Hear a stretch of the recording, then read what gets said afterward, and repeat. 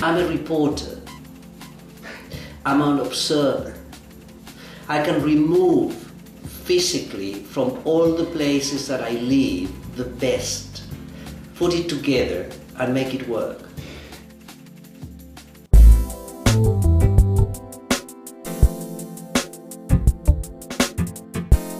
Why architecture? You know, there's some questions you switch the why to because. My first toys were things to build. My fantasy was to build.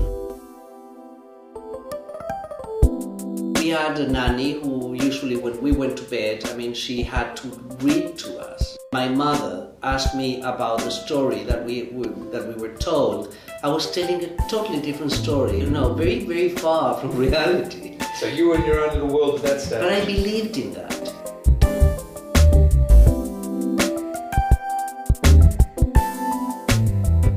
I'm very alert, and then that alertness gives me the fuel in order to develop myself and keep walking on the road that I'm paving.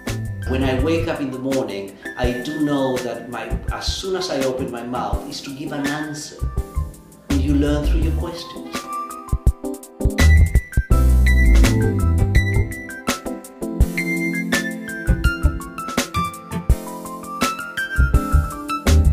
I'm always in a disadvantage because they already, through my work, they had interviewed me.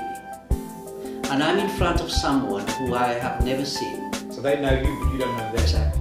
So how do you find out? Well, that's the most provocative form of fantasy. Really? Right, because I have to figure out how to make the right questions in order to get in a short interview this full scope of what can become my next 3 years of work.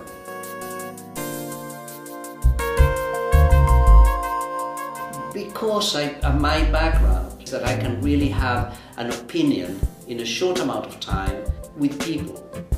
With spaces is instant. I have a Polaroid in my brain. Yes. When I go into a space, I don't have to think it twice. And usually, I go always back to the very first impression, and that's usually the most successful project.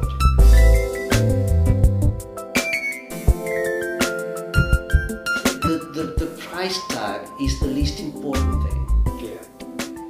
I can combine the most beautiful things and go to the best antique dealers in the world, and then suddenly I just do that little madness, twist that puts everything in another position, and it works perfectly fine. But that twist may be something very inexpensive or something that it is just. That's knowledge. I'm building a very large house. In one part of the house that develops in a very grand and a very, very extended volume, it had an open swimming pool, and that cascades into a cliff. And then one day I said, it is so perfect, the project. I need I need to have that little twist of something to make it alive. I need the pepper, I need the tango here, because it's getting to be like one more page that you go by. And suddenly I said, the waterfall from the swimming pool is fine, déjà vu, is nice, whatever. Who sees that? Because if you're swimming, all what can happen to you, you could get scared. Because it's a big cliff, whatever. And from down, you don't see it. So I said, why don't we do the waterfall different?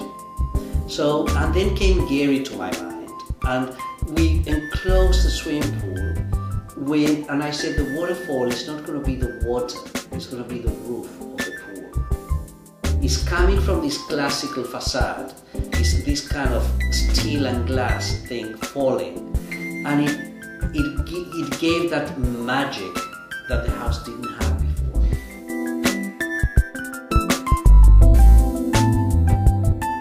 People who had made a lot of money, they're very intelligent.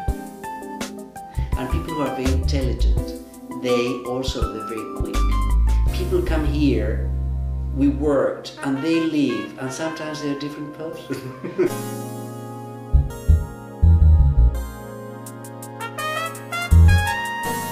Where do you draw your energy? Perhaps music.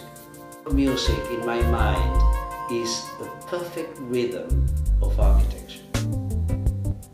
It is, I go from arch to pediment, back to column, up to arch, back to pediment. I mean, it is, and it has the most beautiful proportion. Beaubourg has its own music. Bilbao, that's incredibly musical.